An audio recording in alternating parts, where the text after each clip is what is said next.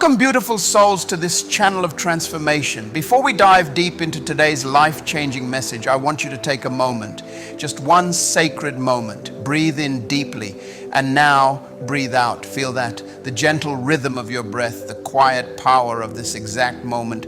This is where true change begins. Not in the future, not in the past, but right here, right now. You are not here by accident. You were guided to this moment for a reason. Today, I'm going to share something that might surprise you, something that could shift the way you see your life and your environment forever. We're going to talk about the 9 things you must remove from your bedroom immediately, because they are silently draining your energy, blocking your abundance, and attracting struggle into your life.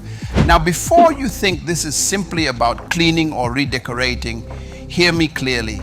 Your bedroom is more than just a place to sleep. It's a sacred sanctuary, the space where your body rests, your mind resets, and your spirit connects. Every night, as you close your eyes, your surroundings are communicating with your subconscious mind. The walls, the objects, the air, they're shaping your beliefs, your emotions, and ultimately, your destiny. What surrounds you as you sleep is silently writing the script of your life. I discovered this truth during one of the darkest seasons of my journey. I was exhausted, not just physically, but spiritually. My dreams seemed delayed, my goals unreachable. I had the vision, the determination, even the faith, yet something invisible was blocking my path. I prayed, I planned, I worked hard, but my results didn't match my effort. Then one day, as I was sitting in my room, surrounded by piles of things I hadn't used or even noticed in months, something whispered to my spirit, your environment is reflecting your inner world. In that moment, everything clicked. My bedroom, the place I entered every night with the intention of rest, had become a storage space for confusion, stagnation, and emotional residue. What I didn't realize was that while I slept, the energy of my surroundings was whispering messages of limitation to my subconscious mind. So I began to remove, piece by piece, item by item. I released what no longer served me. And as my room changed, my life changed. I'm not saying this was magic, it was alignment. When your physical space comes into order, your internal world begins to find clarity. My finances improved, my creativity expanded, opportunities began to flow again, because the energy within me finally had room to move freely. That's why in this series, we're going to walk through the 9 key things you need to remove from your bedroom. And I'll explain why each of them carries a specific vibration that either attracts or repels prosperity. These are not superstitions. They are spiritual and psychological truths that I've seen transform thousands of lives. So before we even begin, I want you to understand this principle deeply. Your environment is not neutral. It is either nourishing your purpose or starving it. The energy that surrounds you while you rest becomes the foundation of what you create while you're awake. Now let's begin with the first and perhaps most underestimated one: clutter. You see, clutter is not just a physical problem, it's an emotional and spiritual signal. It's the external proof of internal congestion. When your bedroom is filled with piles of clothes, random objects, or papers you've been meaning to deal with one day, you're sending a message to your mind and to the universe. I'm holding on to the past. I'm afraid to let go. I'm not ready for what's next. Clutter doesn't only occupy space, it occupies energy. It creates a silent noise that never stops. Even when you close your eyes, your subconscious knows it's there. That's why you might feel restless at night or wake up already tired, because your environment hasn't allowed your spirit to fully rest. I've seen it over and over again. People working hard to improve their finances, their relationships, their mindset. But their physical space tells a different story. The outer mess mirrors the inner one. And the truth is, the universe cannot pour new blessings into a space that's already full of what no longer serves you. So what happens when you begin to clear it? The moment you start releasing, you begin to feel lighter. Every drawer you organize, every pile you remove sends a signal of readiness. It's as if you're saying, I'm prepared for new things to enter my life. It's not just psychological, it's deeply spiritual. Scripture reminds us to cast off every weight that so easily entangles us. Sometimes those weights aren't only emotional or mental, they're physical. The clutter you see every day can keep you tethered to yesterday's version of yourself. When I first began decluttering, I didn't realize how emotional the process would be. Every item seemed to carry a memory, a version of me that no longer existed. But as I let go, I started reclaiming space, not only in my room, but in my heart. So here's your first assignment on this journey. Don't rush it. Take one section of your room, a drawer, a nightstand, a closet, and begin the process of release. Hold each item and ask yourself, do I love this? Do I need this? Does this add value to the person I'm becoming? If the answer is no, it's time to let it go. Don't think of it as throwing something away. Think of it as creating room for divine replacement. As you do, you'll notice something subtle yet powerful: clarity. The air will feel lighter, your thoughts will become sharper, you'll begin to rest deeper and wake up more inspired. That's not coincidence, it's alignment. You see, abundance doesn't flow into clutter, it flows into clarity. And every item you remove that carries the energy of stuck opens a new pathway for opportunity to reach you. So as we begin this journey together, remember, this is not just about your bedroom, it's about your mindset, your energy, your readiness to receive. This is the first step toward turning your bedroom into a sanctuary for peace, clarity, and prosperity. And in the next part, we're going to dive even deeper into something that most people never consider, yet it might be silently stealing your rest and your abundance every single night. The second thing you must remove from your bedroom, and perhaps the one that quietly has the greatest impact, is technology. I know this might sound impossible in the modern world. We live surrounded by screens, connected every second, constantly reachable. But that constant connection, that illusion of being updated, is what is slowly disconnecting you from your own peace, your creativity, and your divine alignment. Think about it. Your bedroom should be the most intimate space in your life, the place where your body rests, your mind resets, and your spirit renews. Yet for many people, that sacred space has become an extension of the office, the news feed, the group chat, and the noise of the world. The television glows in the corner, the phone vibrates beside the bed, the laptop hums quietly under a pile of papers. All of it whispers the same message to your subconscious mind. Stay alert, stay awake, don't rest. What most people don't realize is that every piece of technology you bring into your bedroom becomes a portal for the energy, ideas, and emotions of other people to enter your private sanctuary. When you watch the news before bed, fear enters your room. When you scroll through social media, comparison enters your heart. When you check your emails at midnight, anxiety walks right in and lies down beside you. And then we wonder why we wake up tired, unfocused, or spiritually numb. I lived that cycle for years. I used to sleep with my phone next to my pillow as if it were an extension of my hand. I would wake up in the middle of the night to check the time, but somehow end up checking messages, scrolling through updates, reading about things that had nothing to do with my life. I would close my eyes again, but my mind would keep spinning, full of fragments of information that didn't belong to me. My mornings were heavy, my focus scattered, my productivity dull. I was living connected to everyone and everything except myself. The human mind wasn't designed for constant stimulation. It needs silence to process, stillness to regenerate, and darkness to dream. When you allow technology to invade that sacred rhythm, you rob your mind of its most powerful ability to recover and create. During sleep, your subconscious works like a divine architect. It organizes, restores, and designs the blueprint of your next day.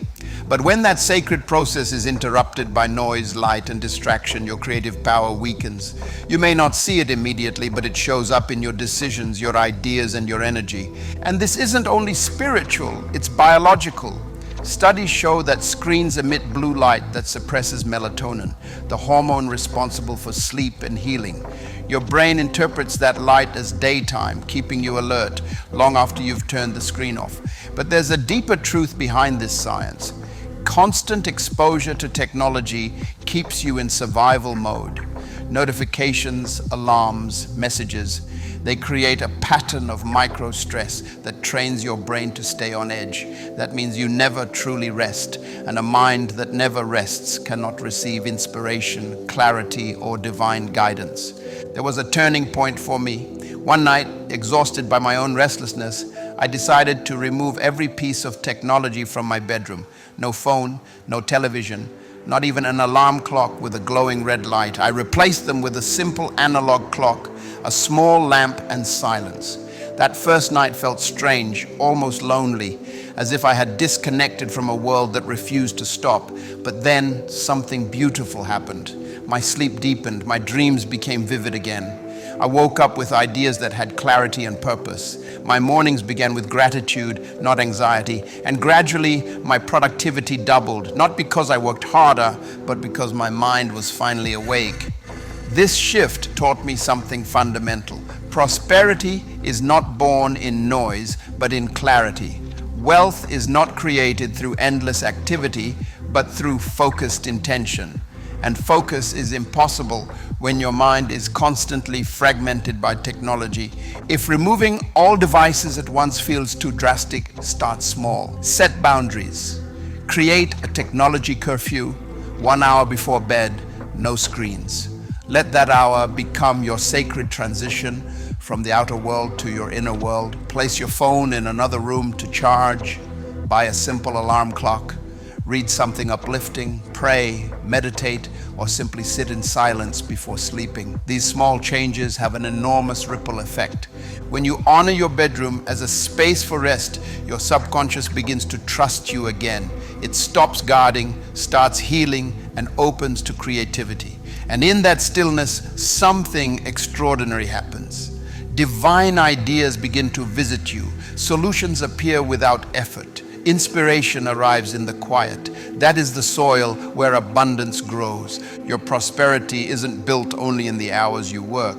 It's built in the hours you rest with intention, because the mind that rests well creates powerfully. The heart that is quiet hears divine guidance clearly. So tonight, make a decision. Turn off the noise. Close every digital door that leads the world into your sanctuary. When you do, you'll rediscover a kind of peace that no notification can give and no algorithm can take away.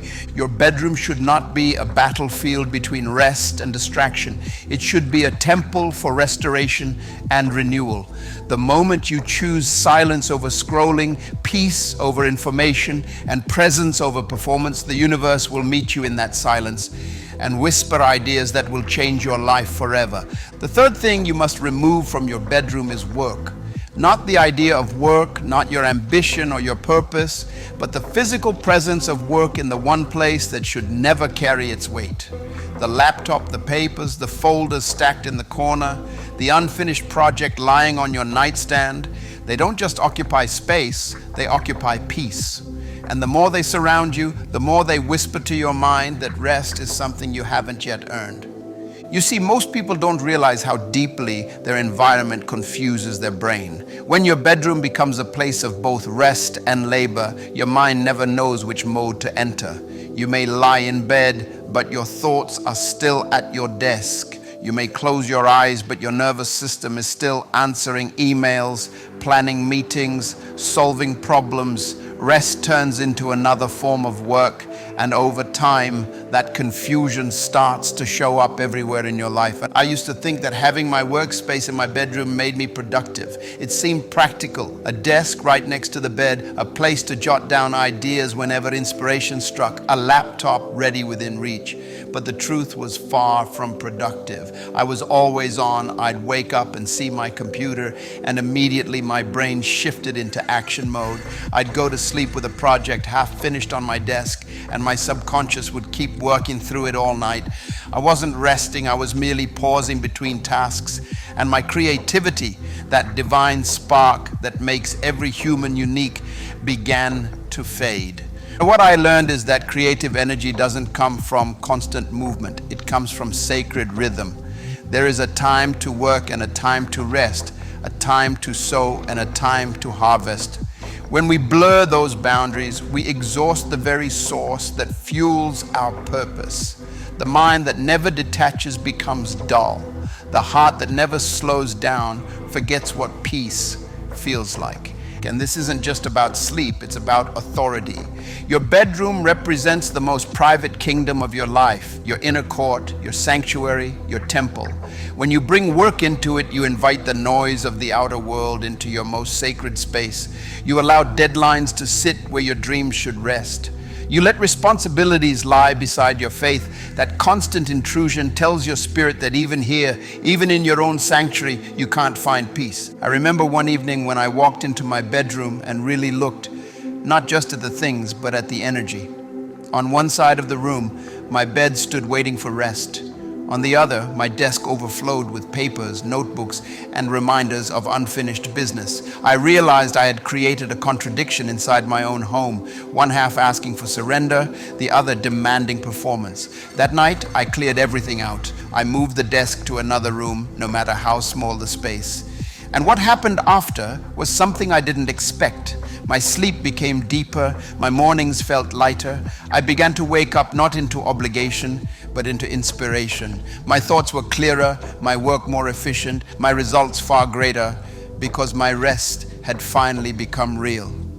The principle is simple but powerful. When you separate your places of rest from your places of labor, you teach your mind order. And order is divine. God himself worked 6 days and rested on the seventh, not because he was tired, but because rest completes the cycle of creation. Without rest, your work loses its strength. Without peace, your effort loses its meaning. If you live in a small space and can't physically separate your work area, then draw an invisible line. Create a ritual of disconnection. At the end of your workday, cover your desk with a cloth, turn off every device, close the notebooks, and declare it finished. Your mind responds to symbols. When it sees that gesture, it begins to let go. That's how you train your subconscious to understand, here, in this space, I am safe to rest. We live in a world that glorifies busyness. People wear exhaustion like a badge of honor. But exhaustion isn't a sign of success. It's a sign of imbalance. True prosperity is not about how much you do, but about how deeply you align what you do with who you are. And you can't align with your purpose if you're constantly flooded with tasks, notifications, and deadlines. When you rest with intention, your spirit whispers solutions that your mind could never invent while busy. Some of the greatest ideas in history, inventions, songs, revelations, were born not in moments of labor, but in moments of stillness. That's the mystery of divine creativity. It visits when the noise stops. So tonight, take a look at your bedroom with new eyes. Ask yourself, does this room invite rest or demand performance? If the answer is the latter, then it's time to reclaim your peace. Remove every reminder of your responsibilities and make space for renewal. When you step into your room, you should feel your soul exhale. You should sense a line between the outer world that takes and the inner world that restores. Because rest is not the absence of work, it is the restoration of strength. And strength is the soil in which prosperity grows. Every night when you enter your room, you're not just ending a day. You're preparing your mind and spirit for the next creation, the next idea, the next step in your divine purpose. But that can only happen when your room, your sanctuary, is truly free from the weight of work. So remove it, create boundaries. Let your bedroom be what it was always meant to be, a place of peace, of dreaming, of divine renewal.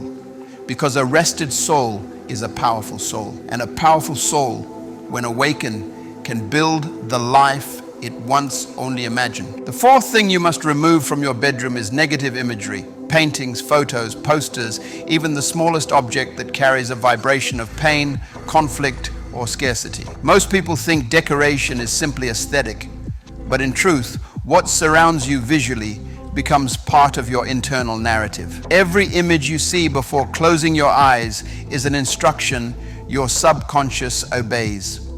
Every picture hanging on your wall is quietly shaping your beliefs about life, about yourself, and about what's possible. Your bedroom, more than any other place, should be a mirror of peace. Yet so many people unknowingly fill their walls with reminders of struggle. a photo that captures loneliness instead of love, a painting of storms and darkness mistaken for artistic depth, even a memory framed in beauty but tied to heartbreak. All of it sends messages you don't consciously hear, but your spirit does. You go to sleep in that vibration every night and you wake up under its influence every morning.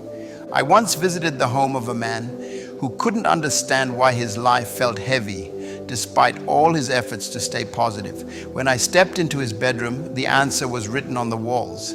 Every painting depicted sadness, a woman crying by the sea, a ship fighting against waves, a broken bridge lost in fog. He told me he chose them because they were beautifully tragic, and they were. But they were also constantly reinforcing an emotional code. Beauty requires suffering. That was the story his room was teaching his subconscious mind. And of course, life reflected it. He found himself repeatedly drawn into situations that mirrored those same emotions, relationships that drained him, opportunities that collapsed just when they began to shine. After we spoke, he decided to change the imagery. He replaced those paintings with ones that carried light, growth, and movement. A sunrise over water, a field of wildflowers, abstract art bursting with vibrant colors. Within months, he noticed the difference. His energy lifted, his decisions became more optimistic, and the opportunities that had been eluding him started to appear again. It wasn't magic, it was alignment.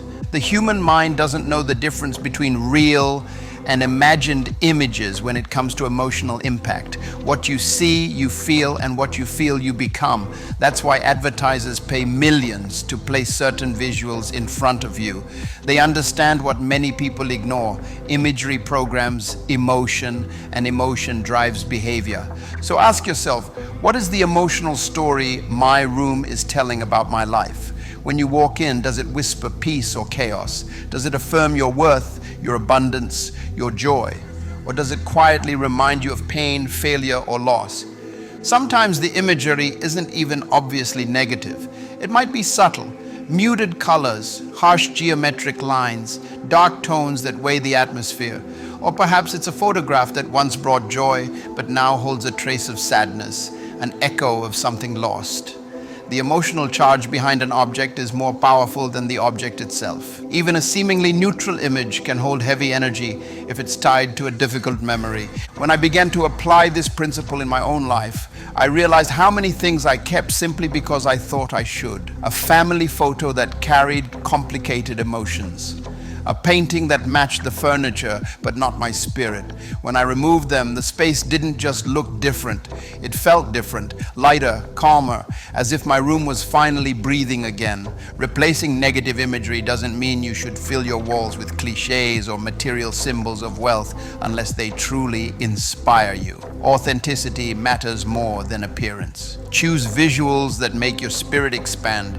Nature scenes work beautifully. Mountains, oceans, open skies, because they remind your subconscious of growth, freedom, and divine order.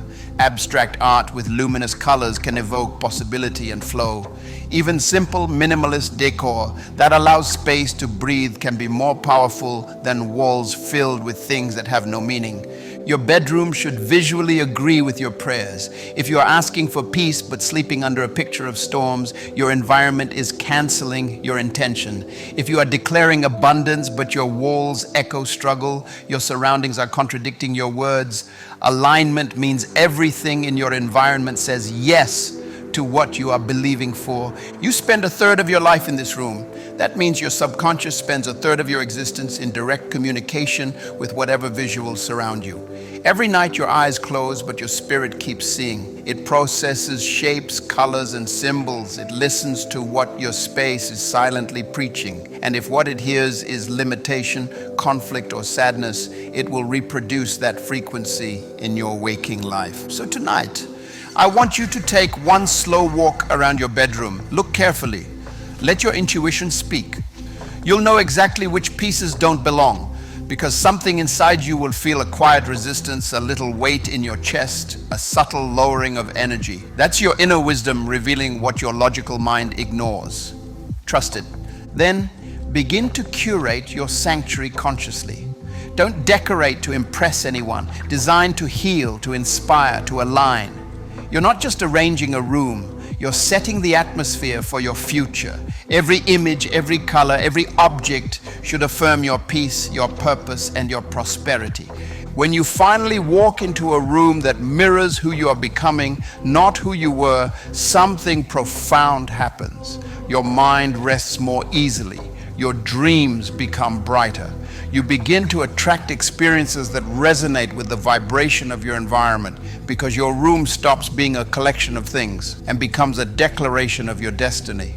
The fifth thing you must remove from your bedroom is anything broken, anything that no longer works as it was intended to. It could be a cracked mirror, a lamp that flickers but never shines, a drawer that doesn't close properly, a chair with a missing screw you keep meaning to fix. They seem harmless, too small to matter, but they speak loudly to your subconscious. Each broken object carries a silent message that says, this is acceptable, this is normal, this is how things are. And the moment you begin to accept brokenness in your surroundings, you start to accept it in your life. Broken items don't just represent disorder, they represent resignation.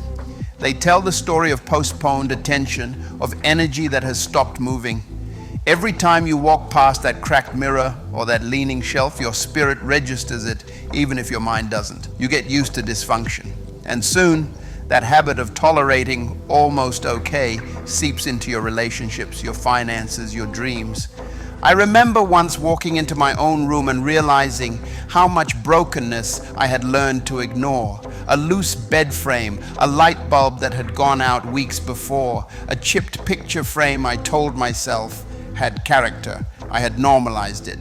But deep inside, I was living in agreement with something that was beneath the standard of who I was becoming. That realization hit me like a whisper of truth. You cannot expect wholeness while living in fragments. When I finally took the time to repair and replace, the transformation wasn't just visual, it was emotional. The moment I fixed the bed frame, I felt grounded again. When I replaced the broken light bulb, the whole room seemed larger, warmer, more alive. It wasn't the light that changed me, it was what it represented: care, attention, renewal. I realized that healing doesn't only happen in the heart. It begins in the smallest details of how you live. And think about it. Everything in your environment is communicating with you. The mirror reflects your self-image. The furniture supports your body. The lights guide your eyes. When those things are broken, they distort, they weaken, they dim. A cracked mirror doesn't just reflect your face, it reflects your fragmented perception. A flickering lamp doesn't just struggle to shine, it symbolizes instability, inconsistency, light that can't fully commit to being light. Now, I'm not saying your life will collapse because of a broken drawer, but understand the principle. Your outer environment is always reinforcing your inner beliefs. When you tolerate what's broken, you reinforce the idea that you must live with limitation. And the more you repeat that message, the more your subconscious creates experiences that match it. I've seen this pattern over and over. People who can't seem to get their finances in order often live surrounded by things that need fixing. Not because they don't care, but because they've unconsciously accepted a standard of imperfection. They've adapted to good enough. But the truth is, the spirit of abundance doesn't dwell in good enough. It dwells in excellence, in attention, in care. When you fix something, you're doing more than maintaining an object. You're reclaiming authority. You're saying, this space responds to me, not the other way around. That's the essence of dominion. Not control over others, but mastery over what's been entrusted to you. There's also an energetic dimension to this. Broken objects hold stagnant energy because they've lost their function, their purpose. They're like unhealed memories, fragments of energy frozen in time. The moment you repair or release them, you allow flow to return. You release resistance, and suddenly ideas, opportunities, and clarity begin to move again. If money is tight and replacing items feels impossible, begin with what you can fix with your own hands. Glue the crack, tighten the screw, clean the stain. It's not about luxury, it's about intention. The universe doesn't respond to how much you spend, but to the energy you invest in what you have. When you treat your environment with care, you signal that you're ready for more. There's a story I'll never forget. A woman once told me she'd lived for years with a broken wardrobe door that refused to close. Every night she'd push it shut, only for it to creak open again. She said it didn't bother her until one day, during a difficult financial season, she decided to fix it. It took her 20 minutes. The same week, an overdue payment she'd been waiting months for finally arrived. She laughed as she told me, "It's as if fixing that door opened something else in my life." And she was right. Symbolically, it did. The physical act of restoring what was broken created a new energetic statement. I am no longer leaving things unfinished. That's the heart of this principle. When you remove or repair what's broken, you send a message of completion. You affirm that you're no longer living in delay, no longer postponing your healing, no longer tolerating what doesn't reflect your wholeness. So tonight, walk into your room as if you're entering sacred ground. Look with new eyes. Notice every little thing that's cracked, tilted, or worn out.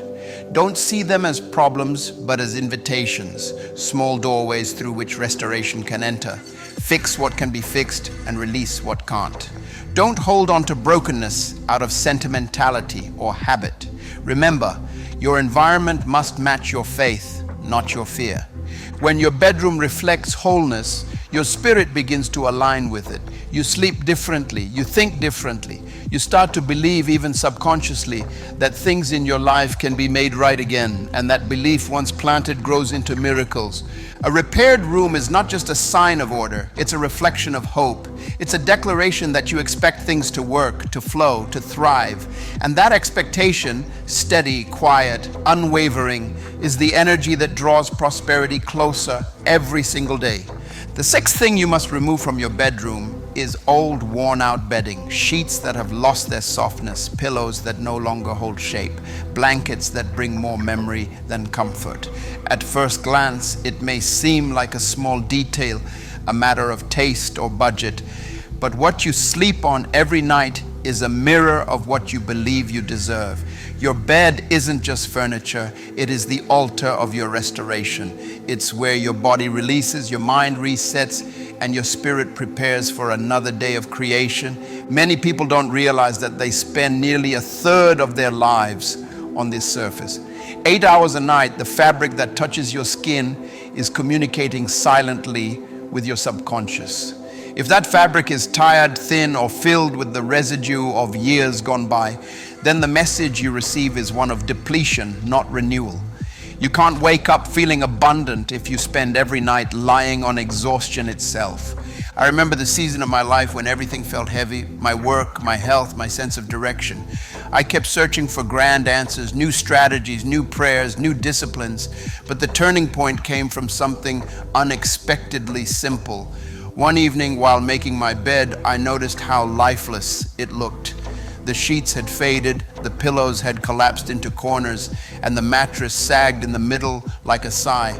It wasn't neglect, it was habit. I had become used to sleeping in mediocrity, and in that moment I realized mediocrity had been following me everywhere. The next day, I made a decision.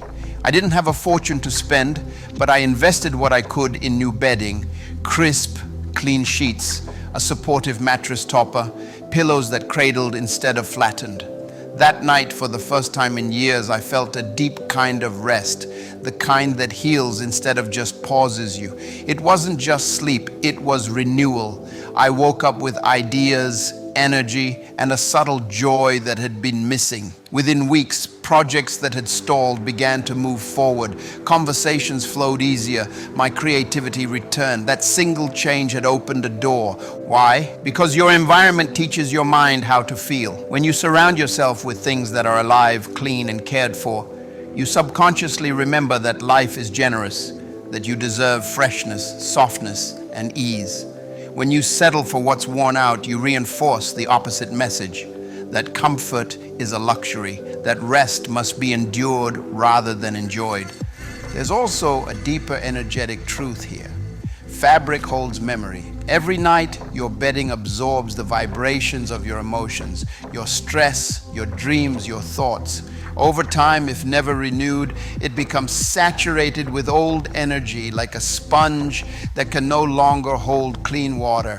When you continue to sleep in that, you are literally lying in the echo of your own past. No wonder so many people wake up tired even after long hours of sleep. Their bodies rested, but their spirits never got the chance to reset. Renewing your bedding is an act of self-respect. It says, I choose freshness. I choose life. You don't need extravagance. You need intention. Even if you can only start small, a new pillowcase, a freshly washed blanket, a better quality sheet, do it with gratitude. Feel the difference when you slide into bed that night. The coolness of the fabric, the scent of cleanliness, the quiet order of a space that welcomes you. All of it becomes a prayer without words.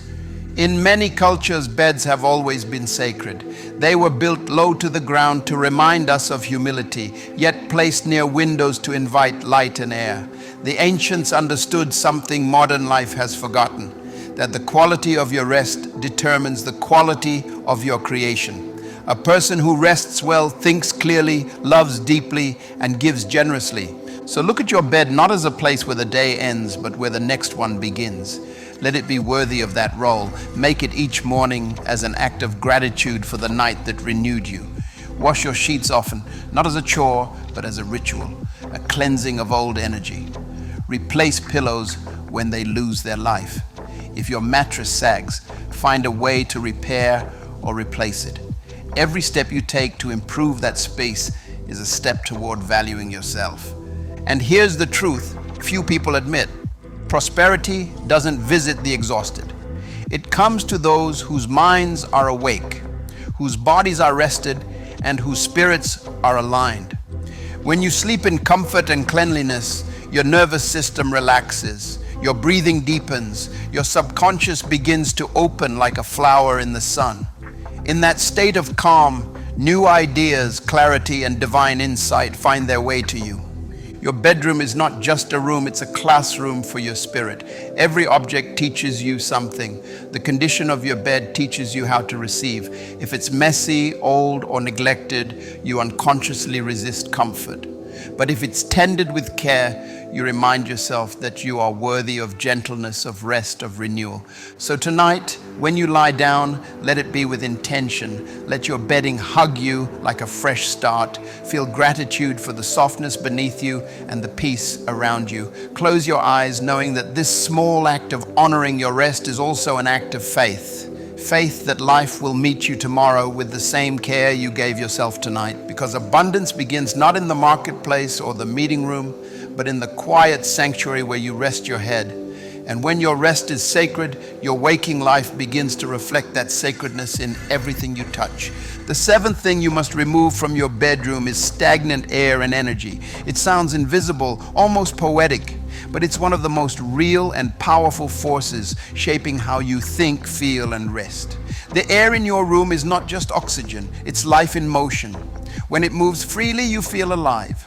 When it becomes stale and heavy, so does your spirit. Most people never notice the air they breathe until it feels wrong, until the room feels tight, suffocating, or strangely sad. But the truth is, air carries memory. Every word spoken, every emotion felt, every moment of stress or prayer leaves a subtle imprint. Over time, those energies build up like dust, invisible but dense. And just like dust, if you don't clear it regularly, it begins to block the light. I remember visiting a friend once, someone who was talented, intelligent, full of ideas, but always tired.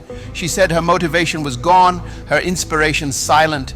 Her room was clean, spotless even, but something in the atmosphere felt still, almost frozen. The curtains were always drawn, the windows rarely opened. She said she preferred darkness, that sunlight made her anxious.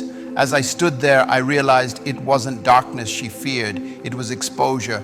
She had unknowingly built a cocoon of stillness around herself, and that stillness had turned into stagnation. We opened the windows that day. Sunlight streamed in like a living thing. The room changed instantly. It wasn't just brighter, it was alive. The air carried a softness that hadn't been there before. She began to cry, not out of sadness, but relief. It was as if her spirit had been holding its breath for years. That's what stagnant energy does. It traps emotions in the air, holds you hostage in a past moment. It makes you feel heavy for no reason, unmotivated even after rest. Your mind becomes foggy, your decisions uncertain. You begin to confuse stillness with peace, when in reality, peace is alive. It breathes, it flows, it moves. Fresh air isn't only a matter of comfort, it's a spiritual reset. When you open your windows, you're not just changing the temperature, you're inviting renewal. The wind carries the vibration of change. It stirs what's been sitting too long. That's why in so many traditions, people use air, smoke, or sound to cleanse a space. Bells, wind chimes, sage prayer, they all serve the same purpose, to set energy in motion again. I've made it a ritual in my own life. Every morning, no matter the season, I open the windows, even if it's just for a minute, even if the air outside is cold. It's my way of telling the day, I'm ready to receive you. I light a candle or ring a small bell to mark the shift, that sound, that breath of wind. It resets something invisible inside me. And here's the secret. The way air moves in your room mirrors the way ideas move in your mind.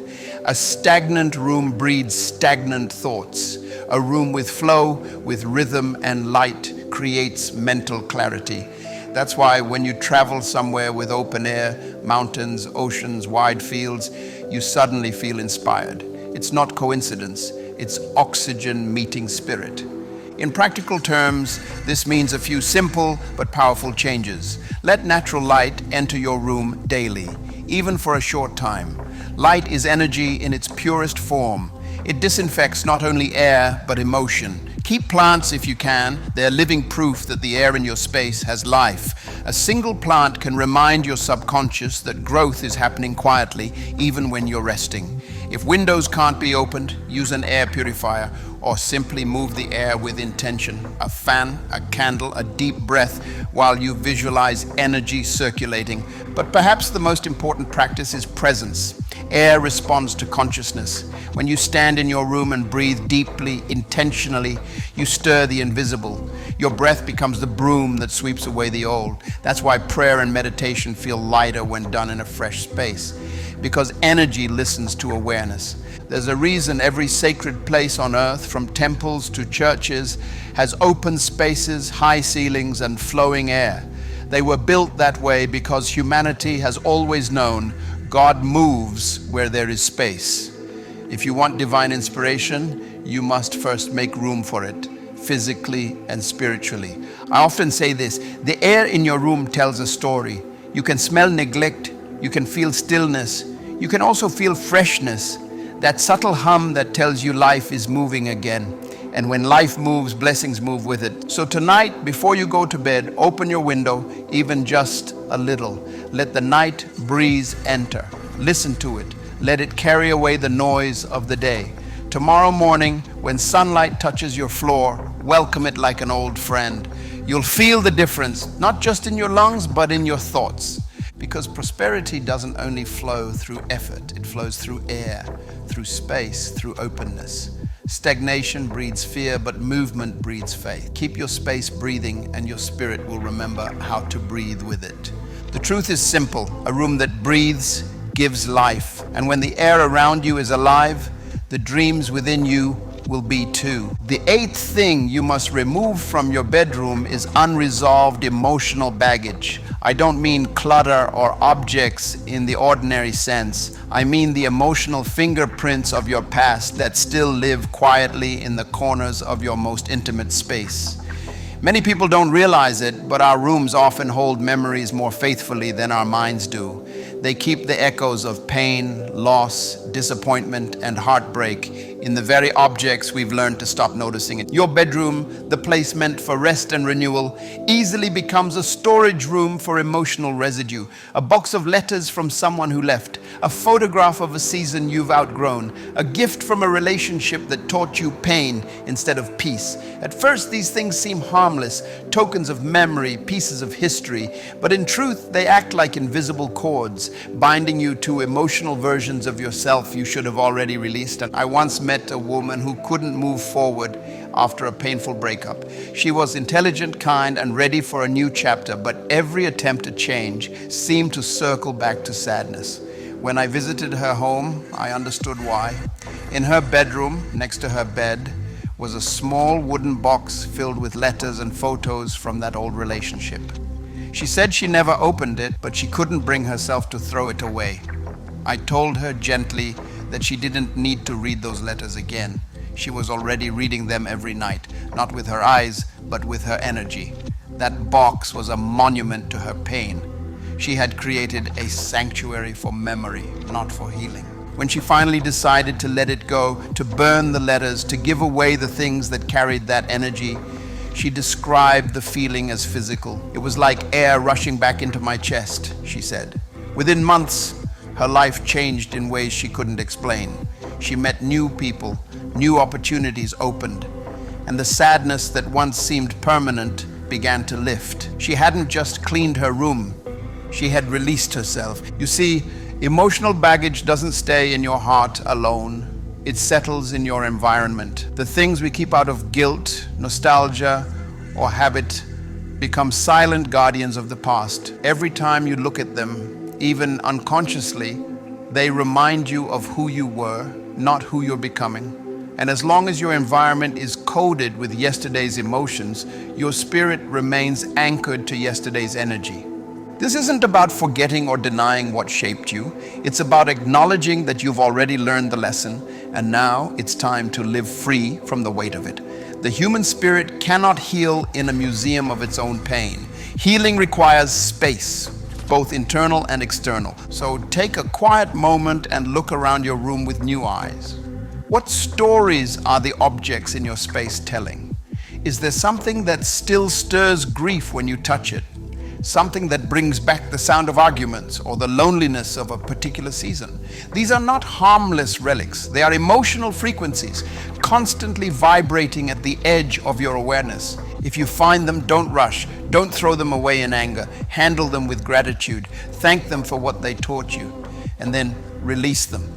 Let every item that leaves your room be a symbol of a chain breaking. You're not discarding your past, you're redeeming it by giving it closure. Sometimes it's not even an object that carries the emotional residue. It's arrangement, the side of the bed you still sleep on because it used to belong to someone else. The empty space you leave untouched because of a memory. These silent rituals keep the energy of loss alive. Move things, rearrange the room, reclaim it. When you physically shift your space, your energy begins to shift with it. I once worked with a man who had lost his father years earlier. He kept his father's jacket hanging in his closet untouched, still carrying his scent. Every night he would glance at it and the grief would resurface. He said it reminded him to be grateful, but what it really did was remind him to be sad. One day, with tears in his eyes, he took the jacket, folded it with reverence, and donated it to someone who needed it. That night, he said, was the first time he slept through the night in years. Objects carry energy. It's not superstition, it's psychology. Your senses, smell, sight, touch, trigger emotional states instantly. That's why one scent can take you back 10 years in an instant. So if your room holds too many anchors to painful moments, your spirit will keep revisiting them without meaning to. It's like replaying a movie you've already seen, one that keeps you stuck in the same scene. Clearing emotional baggage doesn't mean erasing your story. It means turning the page.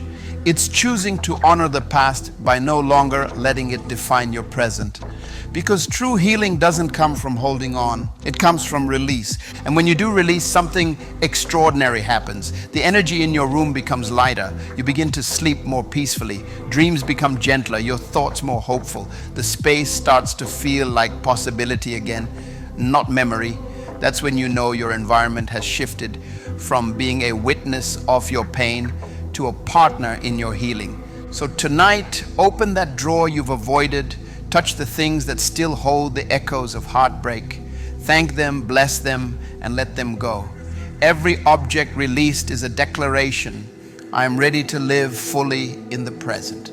Because the truth is simple. Your room cannot hold both the weight of your past and the light of your future at the same time. You must choose.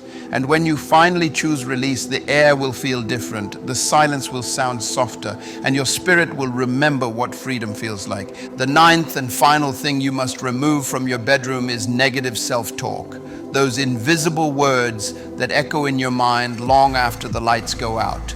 Unlike the clutter, the broken items, or the objects that hold old memories, this one has no shape, no color, no sound, and yet it is the most powerful force in your room. It's the quiet conversation you have with yourself before sleep, the first thought that greets you in the morning. It is, quite literally, the atmosphere of your mind.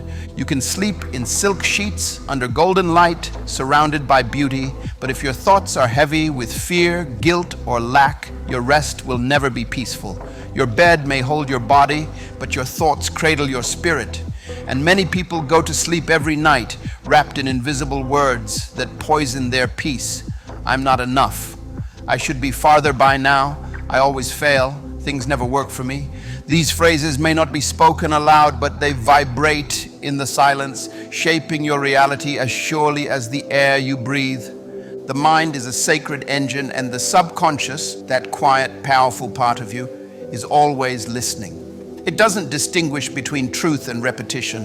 Whatever you say, it accepts. Whatever you think often enough, it builds into belief. So if your last thoughts before sleep are filled with anxiety, frustration, or self-doubt, your subconscious spends the entire night reinforcing those feelings. You wake up not restored but recycled, the same emotions dressed in a new morning. I used to fall asleep like that too. My mind would replay the day, counting mistakes instead of blessings, worrying about what hadn't yet happened, building scenarios of failure before they even existed. I didn't realize I was programming my own limitations every night. It wasn't until I started changing that inner dialogue that I began to understand the true power of thought. One evening, exhausted by my own overthinking, I tried something simple. Instead of reviewing everything that went wrong, I began to whisper gratitude quietly, sincerely. I thanked God for the small things, for breath, for safety, for another chance to try again. I replaced worry with worship, fear with trust, and slowly something shifted. My chest felt lighter, my mind softened. That night I slept deeply, and when I woke, I didn't feel burdened. I felt expectant. That's when I learned this truth. Your last thought before sleep is the seed of your tomorrow. It's what your subconscious nurtures through the night. If you plant fear, you wake with unrest. If you plant gratitude, you wake with peace. If you plant faith, you wake with strength. The soil of the mind never stops working, but you choose what it grows. That's why your bedroom must become a place of mental purity. The walls should not only be free from noise, but from the residue of self-criticism. Too often people make their beds a courtroom, rehearsing every failure, defending every decision, sentencing themselves before dawn. But your room is not a courtroom, it's a temple. You don't come here to argue with yourself, you come to restore yourself. The mind you carry into sleep is the same mind that will meet you in your dreams. And dreams, whether you remember them or not, are where your spirit rehearses your future. So be careful what you give it to rehearse. If you feed it despair, it will build walls. If you feed it hope, it will build doors. There's also a spiritual dimension here that science has begun to confirm. Your thoughts influence the electromagnetic field of your body. That means every negative belief you hold doesn't just exist inside you, it fills the space around you. It becomes the emotional climate of your bedroom. That's why walking into some rooms feels heavy, even when they're beautiful. The air has been conditioned by worry. So begin to treat your thoughts like guests. Decide which ones you will allow to stay and which ones must leave.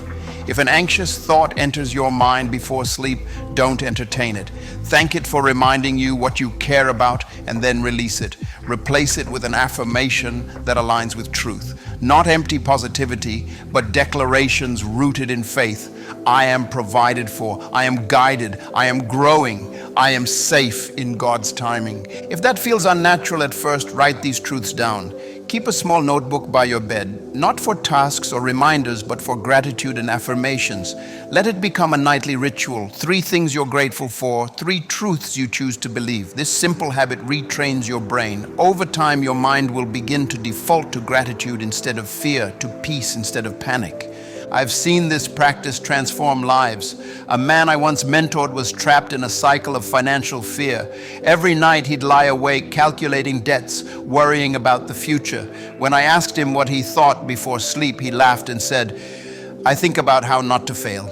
I told him to stop. Instead, I asked him to write 1 statement of faith each night, just 1. "Tomorrow, I will see provision." Within months, things began to shift. Not because magic happened, but because his mind did. His peace returned first, then his clarity, and eventually his opportunities. When you change the conversation in your mind, you change the quality of your life. Your words, even the ones unspoken, are blueprints. They build or they break. Every night you are either constructing your future or sabotaging it with your own voice. So tonight, before you close your eyes, listen to your thoughts as if they belong to someone you love. Would you let them speak to that person the way they speak to you? If not, change them. Speak with kindness, with faith, with patience. Let your final words of the day be gentle, because they are the lullabies your soul falls asleep to. And remember this, your bedroom is where you practice peace before you live it.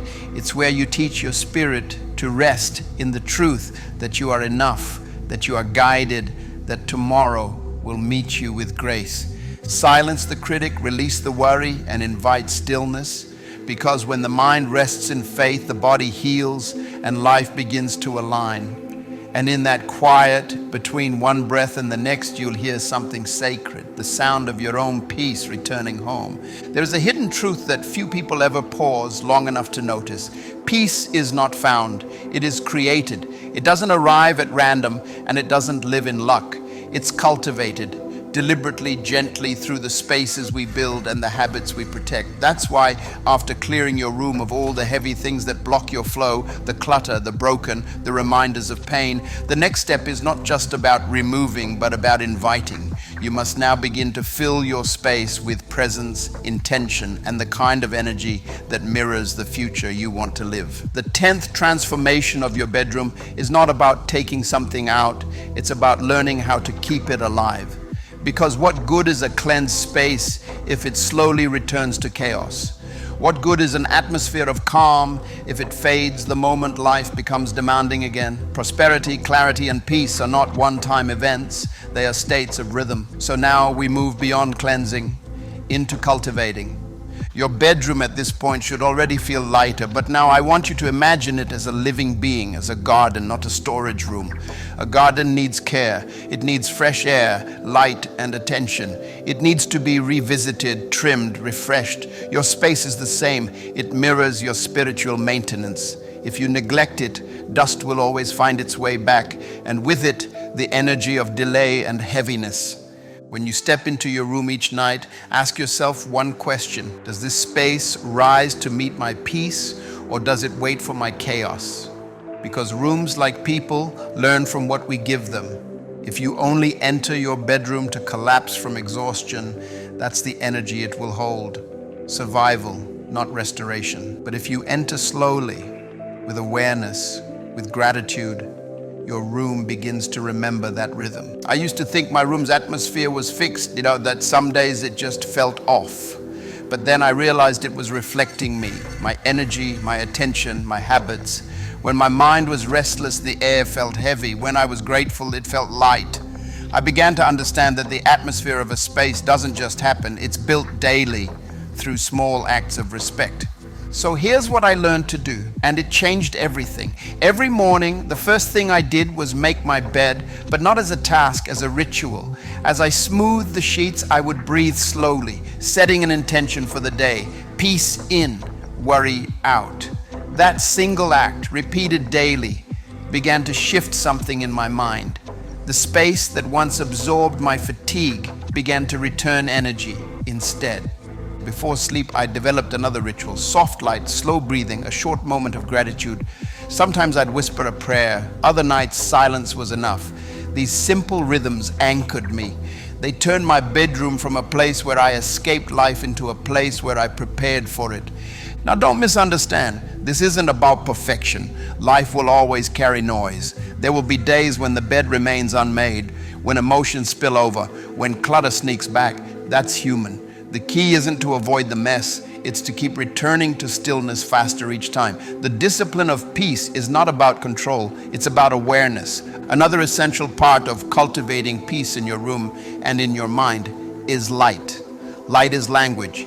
It teaches your body and your emotions how to feel.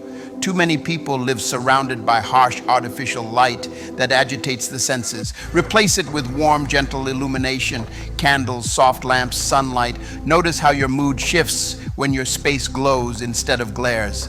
The soft kind of light doesn't just illuminate, it invites reflection. It tells your nervous system you're safe here. Scent too speaks to the subconscious. The air you breathe while you rest carries a vibration. Essential oils, incense, fresh flowers, they all do more than smell pleasant. They mark the air with intention. A light fragrance of lavender or sandalwood used consistently can train your body to associate your room with safety, renewal, and clarity. The mind learns through repetition, and scent is one of its oldest teachers. But beyond rituals, beyond aesthetics, lies something more profound, the spirit of honor. Your bedroom should be the most honored space in your home because it's the place where your inner life meets the physical. It's where your thoughts, dreams, and prayers cross from the unseen into the seen. When you honor your space, you honor your process. You're saying to yourself, I am worthy of peace, even in private. I remember once visiting a monastery high in the hills. Every monk's room was simple. A bed, a table, a candle, nothing fancy. But when I stepped inside, the air felt alive. There was a serenity that didn't come from what was there, but from the consciousness that maintained it. Everything had purpose. Everything was placed with care. And I realized peace is not about what you own, it's about what you notice. So as you rebuild your room, this sacred container for your spirit, focus on intention. Don't fill it quickly. Let every object have a reason. Choose colors that calm you, fabrics that feel nurturing, light that flatters the rhythm of your breathing. Keep symbols of life, a plant, a book that uplifts, a verse that reminds you of hope. Let the space evolve as you evolve, because here's the secret that ties all of this together. Energy never disappears, it only changes form. The energy you once spent surviving can be redirected toward building peace. The energy that once kept you awake with anxiety can now keep your dreams alive with clarity. Each night when you lie down, ask yourself, what kind of energy am I leaving behind in this space for tomorrow's self to wake up to? If it's worry, forgive yourself and release it. If it's peace, nurture it. You are both the gardener and the garden. So this 10th step is not about elimination, it's about creation. Create rhythm, create softness, create beauty that reminds you who you are and what you are growing into. Let your bedroom be a living expression of peace, a breathing affirmation that your inner world is safe, loved, and whole. Because peace, like light, doesn't happen by chance. It happens by design, your design. And when you design your environment with care, your life begins to follow its example. Orderly, grounded, and full of quiet, unstoppable grace.